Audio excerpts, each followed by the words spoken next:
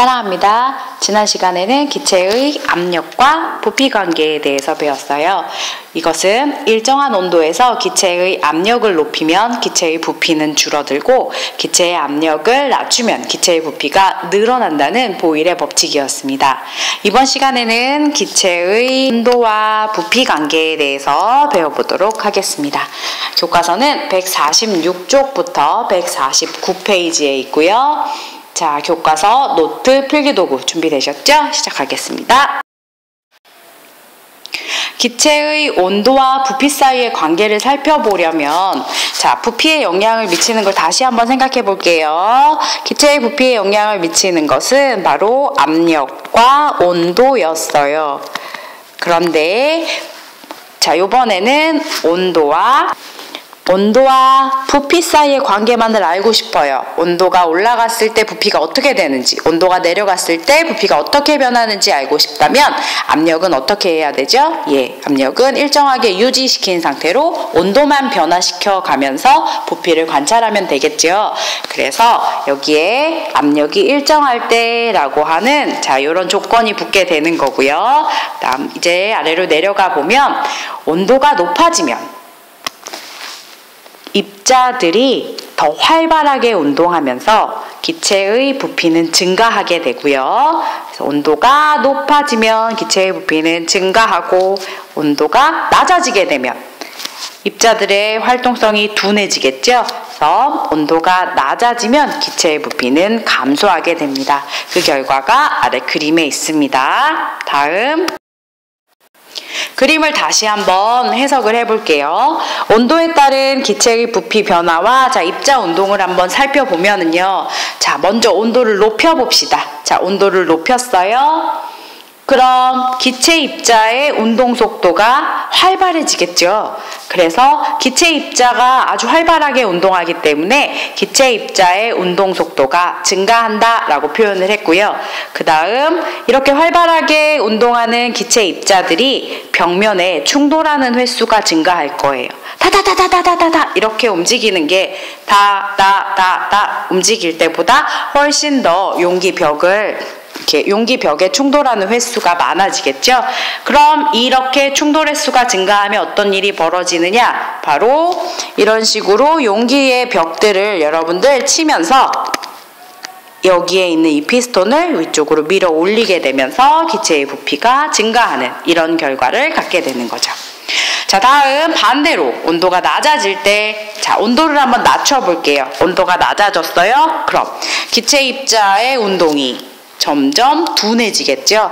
그래서 기체 입자의 운동 속도가 감소한다 라고 이렇게 정리하고요. 이렇게 운동 속도가 느려지면 기체 입자의 충돌 횟수도 줄어들게 돼요. 그 결과 용기벽에 충돌하는 횟수가 줄어들어서 기체의 부피가 감소하게 되겠죠. 그래서 온도가 높아지면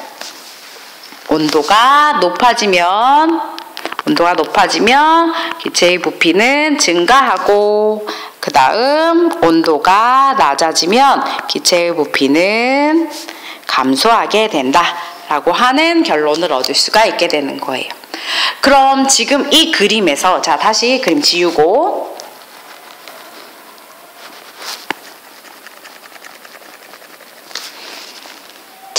여기 이제 퀘스천 기체의 온도가 변해도 변하지 않는 것은 자, 기체의 온도가 변하니까 부피가 변했어요. 그리고 충돌 횟수도 변했고요. 운동 속도도 달라졌어요. 그런데 변하지 않는 것 한번 입자 모형으로 여러분들 비교해보면 여기 보시면 입자에 자, 뭐가 바뀌지 않았어요. 입자 개수 한번 세볼게요.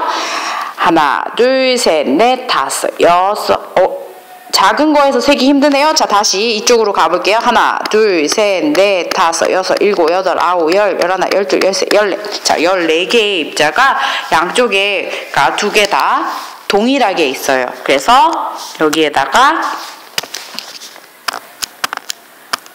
입자의 개수 자, 입자가 한 개당 만약에 1g이라고 하면 14개가 있어요. 그러면 14g이 되겠죠. 입자의 개수가 변하지 않았으니까 결국 입자의 질량도 변하지 않고요. 그다음에 입자의 크기도 변하지 않았다는 거 여러분들 눈으로 확인하실 수가 있습니다. 다음. 이번에는 온도에 따른 기체의 부피 변화를 한번 실험으로 해석을 해볼게요. 문제를 읽어보면 실험 과정을 한번 읽어보면은요. 일정한 압력에서 공기가 75ml가 들어있는 주사기에 마개를 막은 다음 20도씨의 물이 들어있는 비커에 넣고 물의 온도를 변화시켜 갑니다. 이때 주사기 속 공기의 부피를 측정한 결과값이 자 여기 이렇게 표에 주어져 있어요. 물의 온도를 자 20도씩 변화시켜 가면서 측정을 했네요. 물의 온도 20도, 40도, 60도, 80도로 이렇게 20도씩 증가한 것을 알 수가 있어요. 그럼 물의 온도가 20도씩 증가할 때마다 주사기 속 공기의 부피는 어떻게 변했느냐? 자, 20도씨일 때는 75.빵, 자, 40도씨일 때는 80.1, 자, 60도씨일 때는 85.2, 자, 80도씨일 때는 90.3으로 자, 20도씩 증가할 때마다 자, 한번 빼볼까요? 80.1 빼기 75 하면 네, 5.1ml 자, 부피가 변했네요. 자, 여기도 여러분들 자 암산 가능하죠? 5.1ml 자 여기도 5.1ml씩 이렇게 부피가 온도가 20도씩 증가할 때마다 일정한 양만큼의 부피가 증가했다는 것을 이 자료를 보고 알 수가 있습니다. 그러면 147쪽에 있는 이 탐구 과정을 한번 정리를 해보도록 할게요. 자, 실험을 정리해보면 1번 기체의 온도와 부피 사이의 관계를 설명해보자 라고 쓰여져 있어요. 자, 그러면 기체의 온도가 높아지면 부피는 일정한 비율로 증가하고 자, 그 다음 만약에 이거를 거꾸로 반대로 생각을 한다면 기체의 온도가 반대로 낮아지면 어떻게 될까요? 낮아지면 부피는 일정한 비율로 감소한다 라고 정리하시면 되겠죠. 그래서 위에 있는 표를 보고 여러분들이 증가할 때 부피값이랑 그 다음에 온도가 감소할 때 부피값을 비교하면서 자 이렇게 정리해 주시면 됩니다. 자, 그 다음에 두 번째 20도씨와 80도씨 주사기에 들어있는 공기를 입자 모형으로 나타내 보세요. 자, 그럼 주사기를 먼저 그려봅시다. 자, 주사기 그렸고요.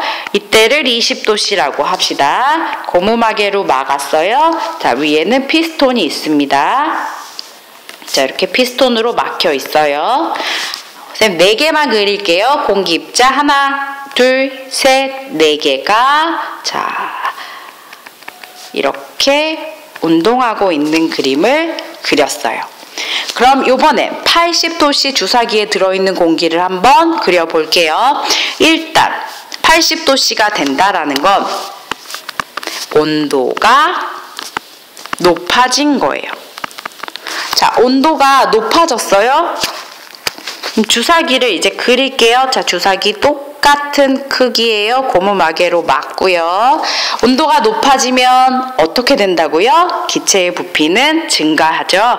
그래서 그것을 기체 부피가 증가한 것을 이런 식으로 공간의 크기를 크게 표현을 해서 그려주고요. 그다음에 입자의 개수는 바뀌면 안 되니까 4개. 하나, 둘, 셋, 4개. 여러분들 찍었어요? 그 다음 온도가 높아지면 자 80도씨가 되게 되면 기체 입자의 운동이 훨씬 더 빨라진다라고 표현을 했죠. 그래서 그 빠른 것을 화살표의 길이로 표현을 하게 돼요. 그래서 더 빠르게 운동하는 입자를 이렇게 화살표를 길게 표현을 해서 그려주시면 됩니다. 다음 그럼 이 부분에서요. 자, 요걸 다시 한번 설명을 하면은요. 80도씨가 되게 되면 기체의 온도가 높아져요. 그러면 온도가 높아져요. 그럼 뭐가 된다고요? 네, 기체 입자 운동이 활발해져요. 자, 그 다음 그렇게 되면 기체 입자의 충돌 횟수가 증가해요. 용기벽을 더 강하게 밀어요. 그러면 용기벽이 밀리면서 부피가 증가하게 된다라고 하는 거 다시 한번 설명하고 넘어갈게요. 지금까지 배운 내용을 정리해 보면은요. 압력이 일정할 때 일정량의 기체의 부피는 온도가 높아지면 일정량의 비율로 증가한다 라고 하는 거예요. 결국 온도가 높아지면 부피도 증가한다. 온도가 낮아지면 부피도 감소한다 라고 하는 걸 배웠어요. 그럼 이것을 뭐라고 여러분들 표현을 하냐면요. 이건 바로 샤를의 법칙이에요. 샤를의 법칙. 자, 샤를 법칙이라고 하고요. 아래 보이는 이 그래프가 샤를 법칙의 여러분들 그래프예요. 이걸 입자 모형으로 다시 표현을 하면 온도가 높아지면 입자의 운동 속도가 빨라지죠. 그래서 그걸 뭘로 표현했어요? 자, 꼬리가 처음 거 가는 짧아요. 두 번째 거는 좀 길어졌어요. 자, 세 번째 거는 더 길어졌죠.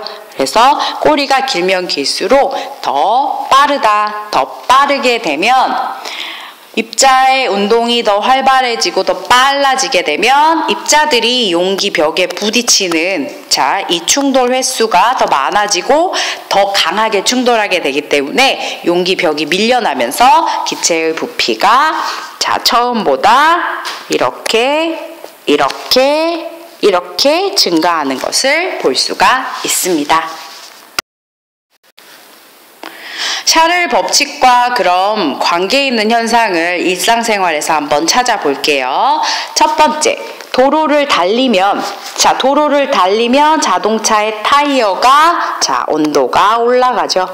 그래서 온도가 올라가 타이어 안에 있는 기체의 부피가 증가하면서 팽팽해지는 이런 모습을 볼 수가 있습니다.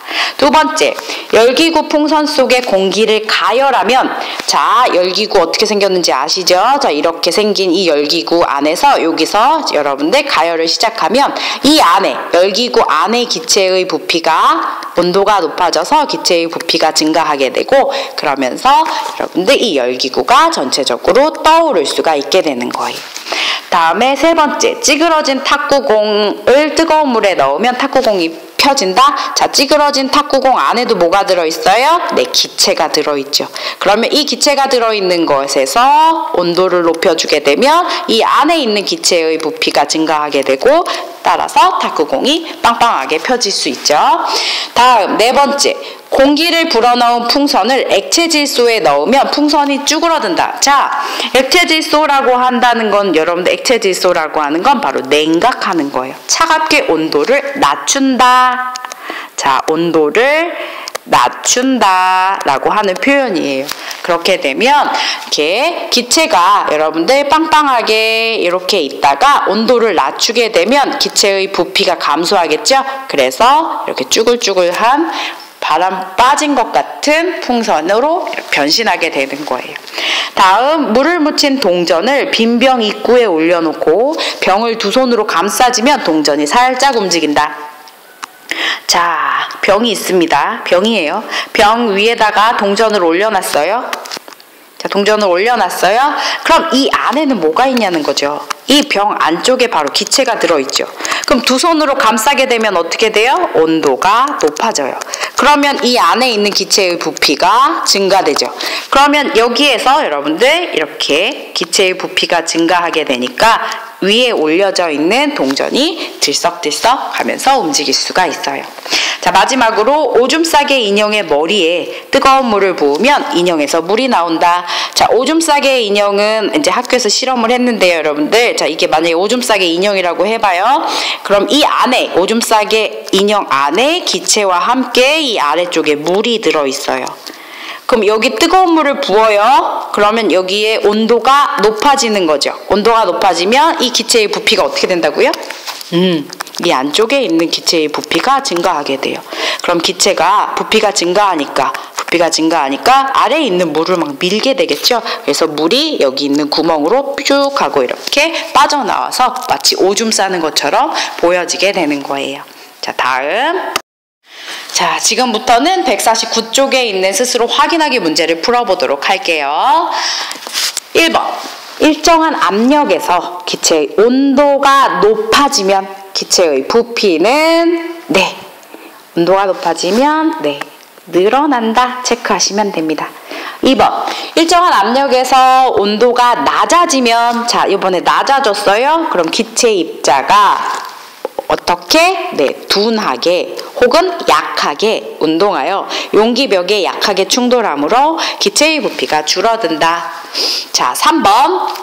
냉장고에 보관했던 달걀을 바로 강한 불로 삶으면 달걀이 깨지는 경우가 있어요. 그래서 달걀이 깨져가지고 여기 이렇게 흰자가 이렇게 튀어나온 거 보신 적 있죠? 그 까닭은 무엇인지 기체의 온도와 부피 관계로 설명해 보자. 달걀 안쪽에도요, 여러분들 바로 공기주머니가 들어있어요. 즉 기체가 있다고요. 그래서 냉장고에 보관하던 달걀을 바로 삶게 되면 달걀 안에 공기주머니, 달걀 안에 있던 기체 때문에 이 기체의 온도가 강한 불로 가열함과 동시에 갑자기 올라가면서 기체의 부피가 커지게 되는 거예요. 기체의 부피가 커지게 되면서 이 달걀 껍데기를 깨트리게 되는 거죠. 그래서 거기에다가 달걀 안에 공기주머니 속 기체의 온도가 갑자기 올라가면서 부피가 빠르게 증가하기 때문이다 라고 적어두시면 되겠죠. 자, 이번 시간은 이렇게 마무리하고요. 자, 다음 시간에는 5단원 물질의 상태 중 물질의 3가지 상태, 고체, 액체, 기체에 대해 배워보도록 하겠습니다. 이상 끝!